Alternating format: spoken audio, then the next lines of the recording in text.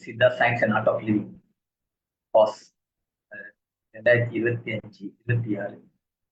So இன்னைக்கு ஆரம்பிச்சு ஒரு 10 மாசத்துக்கு, அதாவது 4 கிளாஸ், 10 மாசத்துக்கு 40 கிளாஸ். 40 கிளாஸஸ்ல வந்து கோர்ஸை வந்து 4 பிரிக்கணும். ஒன்று வந்து வைத்தியத்தை பற்றி கற்றுக்கிறது, ரெண்டாவது வந்து பார்த்தீங்கன்னா யோகத்தை பற்றி தெரிஞ்சுக்கிறது, மூணாவது வந்து ஜோதிடத்தை பற்றி தெரிஞ்சுக்கிறது, நாலாவது பார்த்தீங்கன்னா வழிபாடுனா என்னன்னு தெரிஞ்சு அதை எப்படி வந்து வாழ்வியல்ல கொண்டாடுறது. இதுதான் வந்து 4 கிளாஸ்: வைத்தியம், யோகம், ஜோதிடம், அப்புறம் வந்து பார்த்தீங்கன்னாக்கா வழிபாடு, இந்த ரிச்சுவல். இந்த 4 கிளாஸும் வந்து பார்த்தீங்கன்னா அந்த 4 சப்ஜெக்டும் பார்த்தீங்கன்னா வாழ்வியல்ல நம்மளுக்கு வந்து 4 தூண்டு. ஸோ நம்ம இந்த ஒரு மாசத்துக்கு இதோட இன்ட்ரடக்ஷன் பற்றி பேசுவோம். இங்க பாதி பேருக்கு மேல வந்து ஏற்கனவே இந்த கோர்ஸ் எடுத்திருப்பீங்க. அதே மாதிரி புதுசா வந்தவங்களும் இருப்பாங்க. ஸோ எத்தனை தடவை நீங்க எடுத்தாலும் சரி, இல்லை புதுசா வந்தாலும் சரி, விஷயங்கள் வந்து அப்டேட் பண்ணிட்டே இருக்கும். ஸோ அந்த வகையில இன்ட்ரடக்ஷன்லயும் ஒரு அப்டேட் கொஸ்டினா வந்து, ஸோ வந்து சித்தர்கள்னா யாரு? சித்தர்கள்ன்றது வந்து பாத்தீங்கன்னா கரை கண்டவர்கள். கரை கண்டவர்கள்னா யாரு அப்படின்னா, வாழ்க்கையை முழுசா புரிஞ்சு அந்த வாழ்க்கையோட கரையை கண்டவர். அப்படின்னா கரையை கண்டுட்டாங்கன்னாக்கா அவங்க இறைவனோட திருவடி போய் சேர்ந்தவங்க சித்தர்கள். ஸோ அந்த இறைவனோட திருவடி போய் சேர்ந்தவங்க இறைவனோட ஆணையாக அவங்க திருப்பி இந்த பூமிக்கு வந்து மனிதர்களுக்கு வழிகாட்டணும். இது பொதுமே நடந்துச்சு. அப்ப இந்த சித்தர்கள்னா யாருனாக்கா நம்ம மாதிரி மனித பிறவி தான். ஆனா ஒரு உன்னத நிலையை அடைஞ்சு இறைவனோட போய் திருவடி அடைஞ்சு இறைவனோட போய் சங்கமமாகி அப்ப இறைவனோட ஆணையாக திருப்பி பூமிக்கு வந்து அவங்களோட சங்கதிகளை, அடுத்த சங்கதிகளை வந்து பூமியில வாழக்கூடிய வழிநடத்துகிற சிறப்படுத்த வருவாங்க. சில பேர் சூஷ்மமா வந்துட்டு போவாங்க. இந்த மாதிரி பல விஷயங்கள். ஸோ அதுக்கு விட போத்துக்குங்க. அப்ப சித்தர்கள்னா யாருனாக்கா வீட்டுக்கு இருக்க வாசிகளோ எங்கேருந்து வந்தவங்களோ அப்படிலாம் கிடையாது. இந்த பூமியிலே வந்து வாழ்ந்து வாழ்க்கையோட கரையை கண்டவர்கள் தான். அப்பதான் பூமியை பத்தி புதுசா அவங்களுக்கு தெரியும். இந்த பூமியோட காலச்சக்கர ஓட்டத்தை பத்தி. சரி, இப்ப Siddha science and art of living, வாழும் கலை. பூமியில வாழ்றதுக்கு விஞ்ஞானமும் கலையும் தெரிஞ்சிருக்கும்.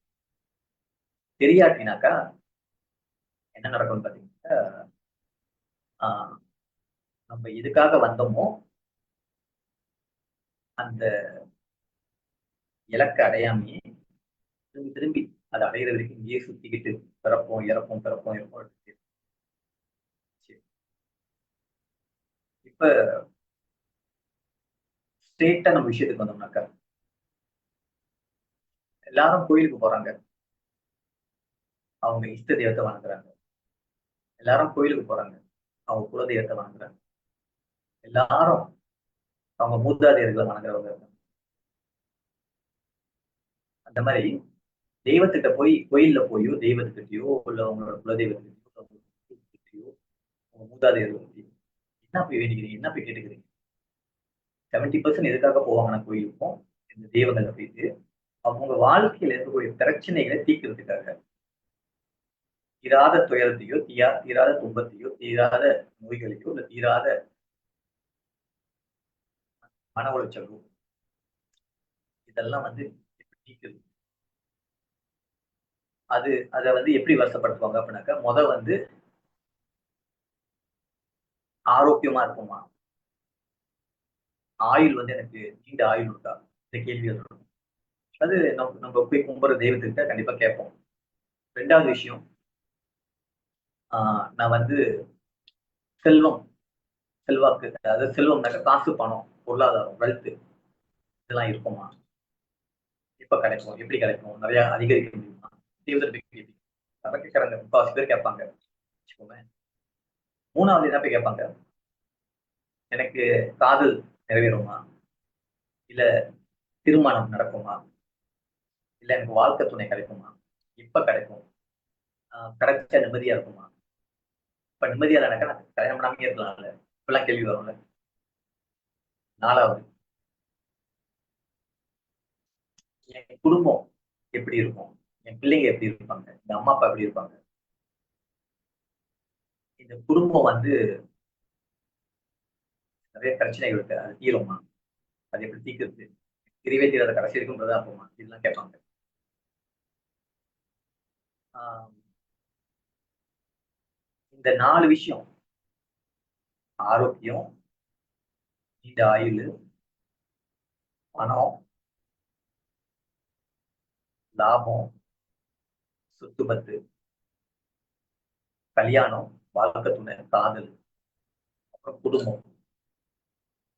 5வதா அடுத்து என்ன கேட்பாங்கன்னாக்க என்னோட தொழில் எப்படி அமையும், நான் என்னத்துக்கு படிக்கணும், இதை படிச்சு என்ன தொழில் செய்யறது, எனக்கு தொழில் நிக்குமா இல்லையா, நான் சொந்த தொழில் செய்யலாமா, சொந்தமா பிசினஸ் செய்யலாமா. இப்ப இது 5வது. இப்ப 6வது என்ன கேட்பாங்க, எனக்கு வந்து வீடு வாங்குவேனா, வீடு கட்டுவேனா, நிலம் இருக்கு.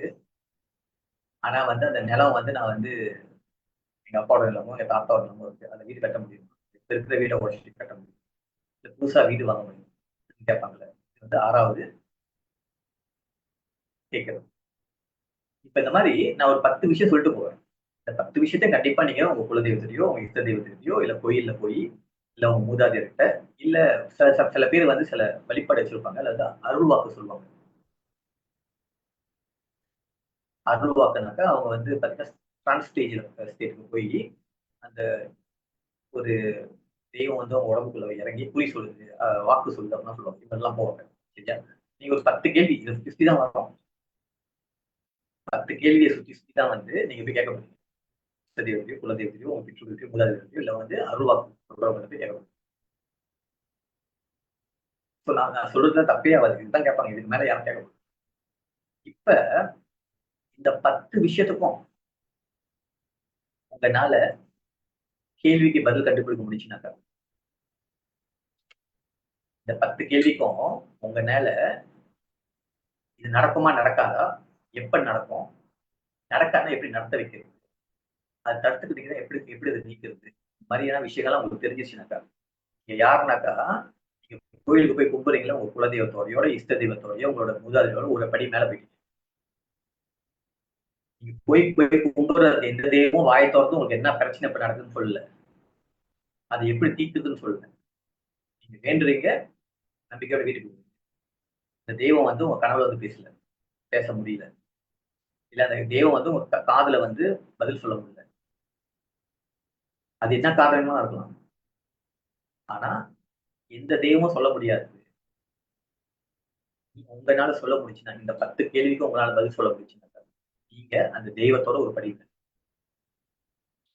இல்ல அந்த தெய்வமே இது தெரிஞ்சவங்கள்ட்ட உங்கள அனுப்பிவிடும். சரி நீ என்ட்ட வந்து சாமி கும்பிட்ட, என்ட்ட எல்லாம் சொல்லிட்ட, நீ இந்த நபர போய் பாரு. அப்படின்னு அந்த தெய்வமே எப்படியோ உங்கள கொண்டு போய் அந்த நபர்ட்ட போய் சேர்த்துரும். அந்த நபர் வந்து உங்களுக்கு பதில் சொல்லணும்.